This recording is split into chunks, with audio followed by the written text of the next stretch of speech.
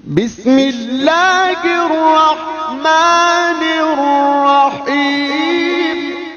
وَلَقَدْ يَسَّرْنَا الْقُرْآنَ لِلذِّكْرِ فَهَلْ مِن مُّدَّكِرٍ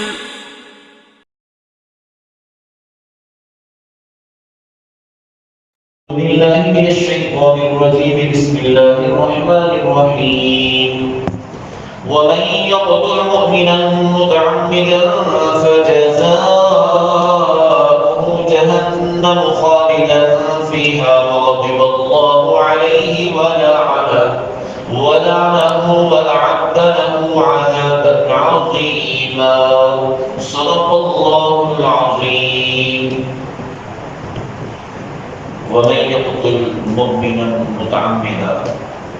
اور جو کوئی قتل کرے کسی مومن کو جان بوجھ کر فَجَزَاؤُهُ تو اس کی جزا جہنم ہے خالداً فیہا جبکہ وہ اس میں ہمیشہ رہنے والا ہوگا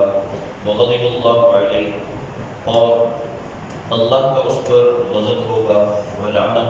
اور اللہ کی اس پر لعنت ہوگی وَأَعَدَّ لَهُ عَذَابًا عَظِيمًا اور اللہ نے اس کے لیے تیار کر رکھا ہے بڑا عذاب متعمداً اس میں فاعل ہے تعمد مصدر سے اور تعمد عمد سے بنا ہے عمد کا معنی جان بوجھ کر کوئی کام کرنا تعمد کا یہی معنی کہ جان بوجھ کر کسی چیز کا ارتکاب کرنا گزشتہ آیت میں مضمون تھا کہ کسی مومن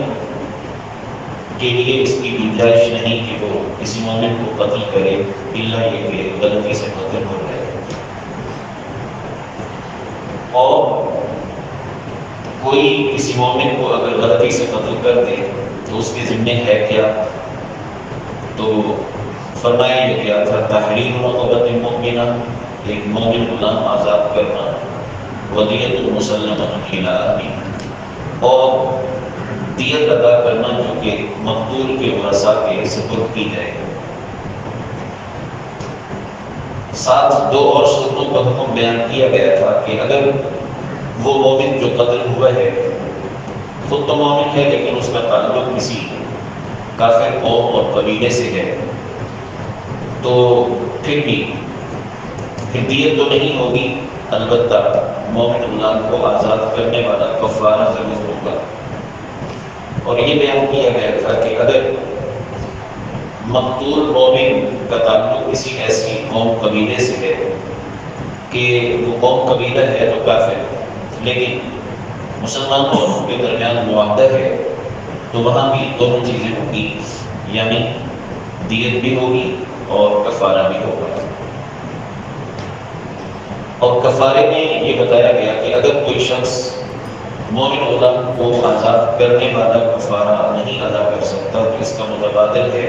مسلسل 2 مہینوں کے روزے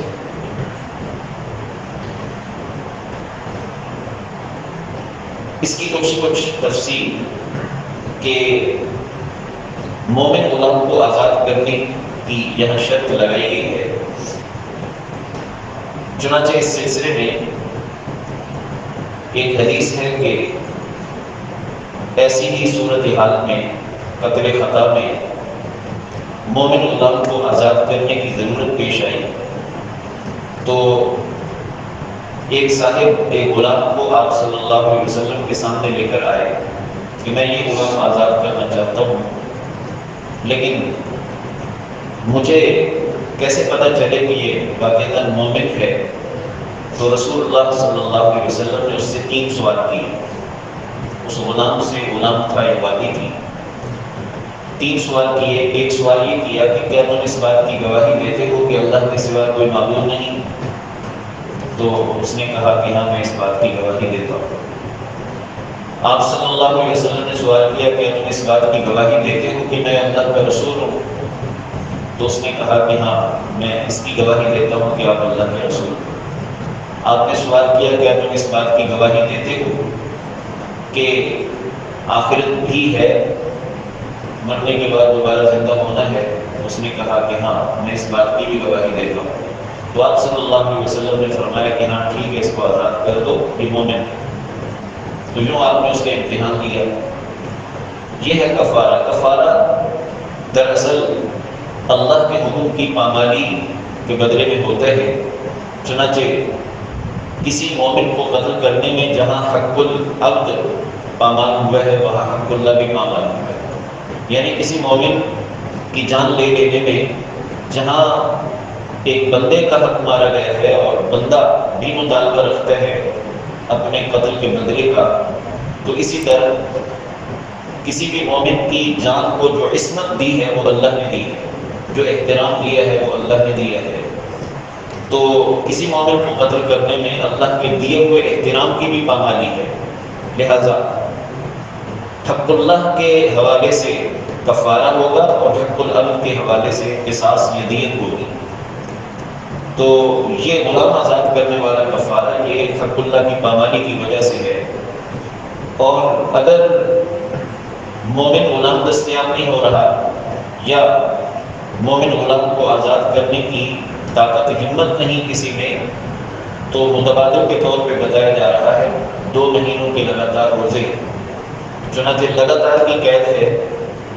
کہ وہ 60 روزے لگاتار رکھے گا۔ اگر درمیان میں کسی وجہ سے بھی کوئی روزہ رہ گیا تو دوبارہ شروع سے وہ رکھنے ہوں گے۔ تو یہ ہے متبادل کفارہ۔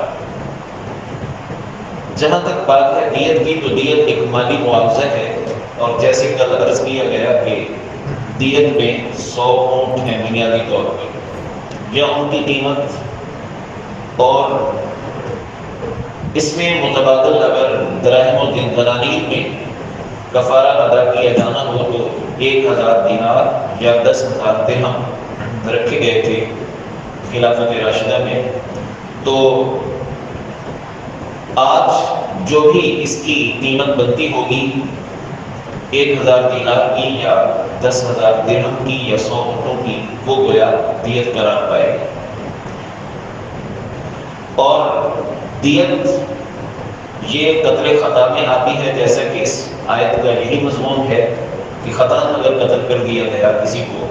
تو دیت آئے گی۔ دیت یا قصاص یہ حق ہے مقتول کے ورثاء کا، اور مقتول کے ورثاء وہ اگر پوری دیت لینا چاہیں پوری لے سکتے ہیں، اگر کچھ معاف کر کے ادھوری دیت لینا چاہیں لے سکتے ہیں، یا دیت سے ہٹ کر ویسے وہ مصالحت کرنا چاہیں اور اس کے اندر مال کی کسی مقدار پر بھی صلح کر لیں تب بھی درست ہے۔ بہرحال یہ ورثاء کا حق ہے، وہ کیسے چاہیں اس کو کریں۔ لیکن ورثاء میں اگر کوئی نابالغ ہے تو نابالغ کی اجازت بھی چونکہ معتبر نہیں ہوتی، تو پھر گویا پوری دیت ہی ہوگی، اور بقیہ ورثاء کو دیت کا کوئی حصہ معاف کرنے کا اختیار نہیں ہوگا۔ تو اس پہلی آیت میں تو حکم بیان کیا گیا قتل خطا کا، غلطی سے قتل ہو جانا۔ آج جو آیت تلاوت کی گئی ہے اس میں مضمون ہے قتل عمد کا، کہ کوئی شخص کسی مومن کو عمدن قتل کر دے، جان بوجھ کر قتل کر دے، تو اس پر اخروی سزا کا یہاں صرف بیان ہے، دنیاوی سزا کا بیان دوسرے مقام پر ہے۔ اخروی سزا کا بیان یوں کیا جا رہا ہے فَجَزَاؤُهُ جَهَنَّمُ خَالِدًا فِيهَا، کہ ایسے قاتل کی جزا یا سزا جہنم ہے، خالدن فیہا، جس میں وہ ہمیشہ رہے گا، اور اللہ کا اس پر غضب، اللہ کی اس پر لعنت، اور اس کے لیے عذاب عظیم بڑا تھا۔ 4 الفاظ جو ذکر کیے گئے ہیں، جہنم، اللہ کا غضب، اللہ کی لعنت اور عذاب عظیم۔ اس سے معلوم ہوا کہ کسی مومن کو جان بوجھ کر قتل کرنا کتنا بڑا گناہ ہے۔ چنانچہ دوسرے مقام پر قرآن حکیم میں ہے کہ جس شخص نے کسی ایک جان کو قتل کیا تو یہ ایسے ہے جیسے ساری انسانیت کو قتل کر دیا۔ ایک جان کو قتل کرنا یہ ساری انسانیت کو قتل کرنے کی طرح ہے۔ اور رسول اللہ صلی اللہ علیہ وسلم نے جہاں اکبر الکبائر شمار کروائے ہیں، یعنی بڑے گناہوں میں بھی بڑے، تو وہاں شرک کے بعد آپ نے قتل نفسی کو ذکر کیا ہے کہ اللہ کے ساتھ شریک قرار دینا یہ سب سے بڑا گناہ، اور اس کے بعد کسی معصوم جان کو قتل کر دینا یہ بھی گویا بڑے گناہوں میں بھی بڑا گناہ۔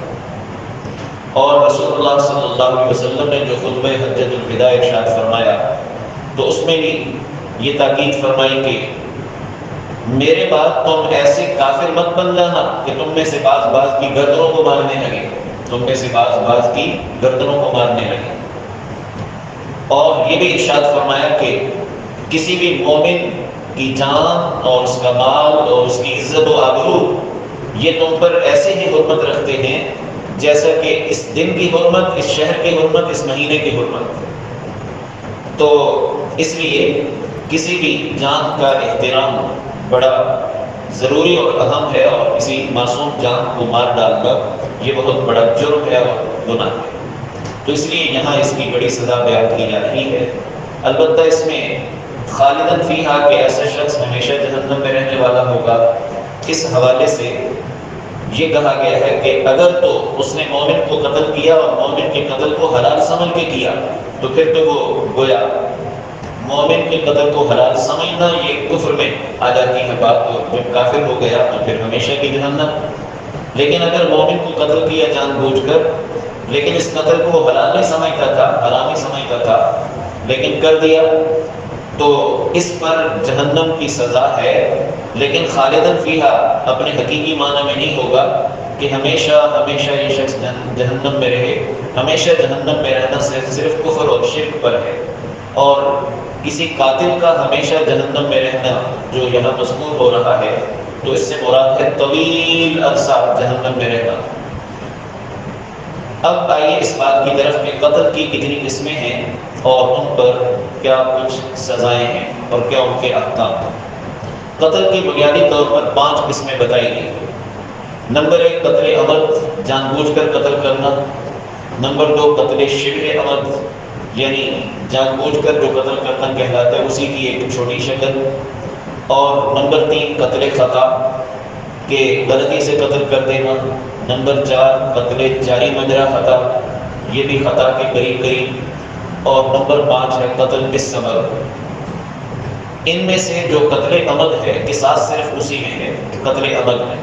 اب قتل عمد کیا ہے؟ قتل عمد میں 2 شرطیں ہوں گی۔ پہلی شرط یہ ہے کہ جان بوجھ کر قتل ہو، قتل کے ارادے سے قتل کیا ہو، مارا ہو۔ اور دوسری بات یہ ہے کہ ایسے آلے کے ذریعے قتل کیا ہو جس سے عام طور پر بندے مارے جاتے ہیں۔ مثلا پرانے زمانے میں تلوار تھی اور جدید دور میں گویا بندوق کی گولی، تو آلہ بھی ایسا استعمال کیا ہو کہ جو قتل کے لیے استعمال ہوا کرتے ہیں، اور ارادہ بھی قتل کرنے کا ہو تو یہ قتل عمد میں آئے گا۔ اور قتل شبہ عمد کیا ہے؟ قتل شبہ عمد یہ ہے کہ ارادہ تو قتل ہی کا تھا، لیکن آلہ جو استعمال کیا وہ عام طور پہ قتل کے لیے نہیں استعمال کیا جاتا۔ مثلا کوئی پتھر اٹھا کے مارا، بڑی لاٹھی ماری، تو یہ چیزیں عام طور پر قتل کے لیے نہیں استعمال ہوتی، لیکن اس نے بہرحال اس کو استعمال کرتے ہوئے اور قتل ہی کے ارادے سے یہ چیزیں پھینکی اور ماری، تو یہ قتل شبہ عمد ہے۔ اور قتل خطا کی مثال دی گئی ہے کہ کوئی شخص شکار کر رہا ہے، شکار کرتے اس نے جو گولی چلائی تو ہرن کو مارنے کے لیے، لیکن لگ گئی کسی انسان کو لگ گئی، یا نشانہ چوک گیا اور ادھر کی بجائے ادھر لگ گئی، تو یعنی 2 غلطیاں ہو سکتی ہیں۔ ایک تو یہ کہ نشانہ چوک گیا، مارنا چاہ رہا تھا ہرن کو، قریب کوئی شخص کھڑا تھا اس کو لگ گئی گولی۔ دوسری شکل یہ ہو سکتی ہے کہ جس کو وہ ہرن سمجھ رہا تھا وہ انسان ہی تھا، جس کو وہ جانور سمجھ کے مار رہا تھا وہ دراصل انسان ہی تھا جھکا ہوا، اور یہ غلطی ہو گئی کہ پہچان نہیں سکا، تو یہ قتل خطا میں آئے گا۔ اور شبہ خطا یا جاری مجرا خطا کی مثال یہ دی گئی ہے کہ کوئی موٹا بھاری انسان، اس کے پہلو میں کوئی بچہ سو رہا تھا، اس نے جو کروٹ لی تو وہ بچے کے اوپر آ گیا اور دب کے وہ مر گیا، تو یہ جاری مجرا خطا میں آئے گا۔ قتل بالسبب کی مثال یہ ہے کہ کسی شخص نے اپنی مملوکہ زمین کے علاوہ کسی زمین میں، یعنی کسی اور کی مملوکہ زمین میں یا عام رستے میں جو گڑھا کھو دیا اور کوئی شخص وہاں سے گزرتے ہوئے گڑھے میں گر کے مر گیا، تو یہ قتل بالسبب میں آئے گا۔ اب جو قصاص ہے وہ صرف پہلے قتل میں ہے، قتل عمد میں، باقی جو 4 قسمیں ہیں ان میں دیت ہے۔ اور قصاص کا حکم قرآن حکیم میں دوسرے مقام پر ہے کہ یا ایھا الذین آمنوا کتب علیکم القصاص فی القتلى، کہ اے ایمان والو تمہارے اوپر مقتولین کے سلسلے میں قصاص کو فرض کیا گیا ہے، الحر بالحر والعبد بالعبد والانثى بالانثى، اور قصاص جیسے قتل میں ہے ویسے ہی قتل سے کم تر جو جانی نقصان ہے اس میں بھی ہوتا ہے۔ کسی نے کسی کی آنکھ پھوڑی، بدلے میں اس کی آنکھ پھوڑی جائے گی، ہاتھ کاٹا اس کا ہاتھ کاٹا جائے گا، تو یہ ہے قصاص۔ قصاص کا معنی ہے برابر کا بدلہ لینا، تو قصاص بھی ورثاء کا حق ہے، دیت بھی ورثاء کا حق ہے۔ قصاص بھی اگر وہ ورثاء معاف کرنا چاہیں معاف کر سکتے ہیں، قصاص معاف کر کے دیت پہ راضی ہو جائیں یا بالکل ہی معاف کر دیں، یہ ان کا اختیار ہوگا۔ اب جدید دور میں جو مختلف شکلیں ہیں قتل کی، کہ ایکسیڈنٹ میں مر گیا کوئی بندہ، پتنگ کی ڈور سے کٹ کے مر گیا، یا اندھی گولی کا نشانہ بن گیا، وغیرہ وغیرہ، تو کون سی شکل کس قتل کی قسم میں آتی ہے اور اس پر کیا احکام ہے، اس بارے میں تفصیل انشاءاللہ کچھ کل فرض کی۔ الحمدللہ رب العالمین، اللہم صلی علی محمد النبی الامی وعلی آلہ وسلم تسلیما، اللہم وفقنا لما تحب وترضى من القول والفعل والنية والحج انك على كل شيء قدير، واصلح لنا شأننا كله ولا تكلنا إلى أنفسنا طرفة عين۔ اے اللہ ہم سب کے سب گناہوں کو معاف فرما دیجیے۔ یا اللہ آپ نے جو ایک مومن کو یا اللہ نفس معصومہ قرار دیا ہے اور اس کی جان کو عصمت عطا فرمائی ہے، یا اللہ ہمارے معاشرے میں یا اللہ یا ارحم الراحمین جانوں کا احترام عطا فرما دیجیے۔ اے ارحم الراحمین قتل و غارت کری بدامنی کو یا اللہ ختم فرما دیجیے۔ اے ارحم الراحمین جان مال عزت و آبرو کی حفاظت عطا فرمائیے، جان مال عزت و آبرو کی حفاظت عطا فرمائیے۔ آپ حفیظ ہیں، حفاظت عطا فرمائیے۔ آپ مومن ہیں، امن دینے والے ہیں، یا اللہ امن و امان عطا فرما دیجیے۔ آپ مہیمن ہیں، نگہبان ہیں، یا اللہ نگہبانی فرمائیے۔ اے اللہ